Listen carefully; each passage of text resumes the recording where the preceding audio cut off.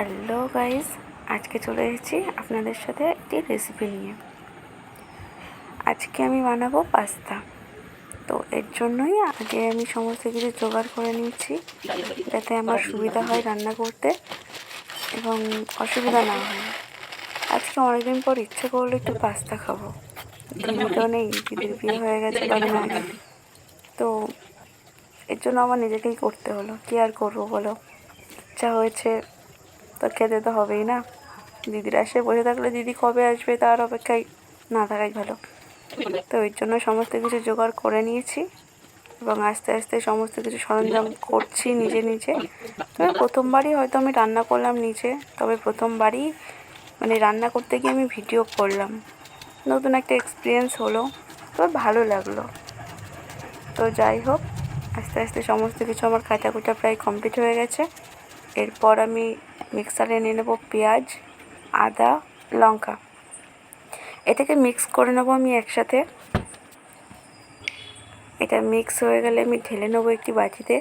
এরপর এতে দিয়ে দেবো টমেটো এবং সেটিকেও আমি ভালোভাবে পেস্ট করে নেবো। তো এরপর আমি গ্যাসে একটা বাটি বসে সেটাই পাস্তাগুলো সেদ্ধ হতে দেবো।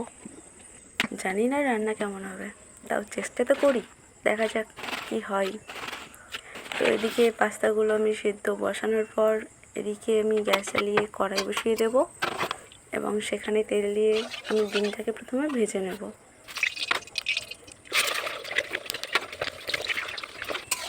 তো ডিমটা ভাজা হয়ে যাওয়ার পর আমি দেখলাম যে পাস্তাটাও সেদ্ধ হয়ে এসছে। তো আমি একটা আগে দেখে নেব যে সেদ্ধ হয়ে গেছে কিনা। তো দেখলাম সেদ্ধ হয়ে গেছে। তো এরপরে আমি গাজরগুলোকে ভেজে নেব। তো এর জন্য প্রথমে গাজর দিয়ে দিলাম। তো গাজর যখন আস্তে আস্তে একটু লালচে ভাজা ভাজা হয়ে আসবে তখন পেঁয়াজ দিয়ে দেবো। পেঁয়াজ দেওয়ার পর এটাও যখন নাড়াচাড়া করে যখন দেখবো যে না একটা কালার চলে এসছে, একটু হয়ে গেছে, তো এখানে আমি নিজেকে দেখালাম কষ্টের অনুভূতিটাও তো সবাইকে দেখাতে হবে। তো এরপর ওগুলো ভাজা ভাজা হয়ে গেলে টমেটো দিয়ে দেবো। টমেটো দেওয়ার পর এটাও যখন হয়ে যাবে তখন আদা পেঁয়াজ লঙ্কার যে পেস্ট করেছিলাম সেটা আমি দিয়ে দেবো। তো এটাও যখন ভালোভাবে হয়ে যাবে তখন আমি দিয়ে দেবো টমেটো পেস্ট। এবার টমেটো পেস্ট মিশিয়ে নিয়ে ভালো করে যখন একটা হয়ে আসবে তখন দিয়ে দেবো সস। এবার সস দেওয়ার পর ভালো করে নাড়াচাড়া করে যখন এটা হতে থাকবে আর যখন এটাও হয়ে আসবে তখন দিয়ে দেবো ডিমগুলো, যে ডিমটা ভেজে রেখেছিলাম সেটাকে দিয়ে দেবো।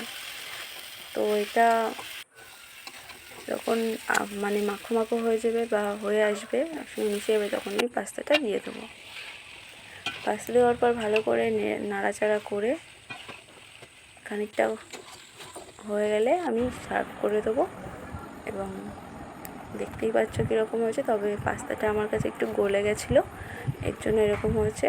তো পরবর্তীতে ভিডিও বানাতে গেলে আমি এটা অবশ্যই খেয়াল রাখবো পাস্তাটার দিকে। তো এখন এই পর্যন্তই, টাটা।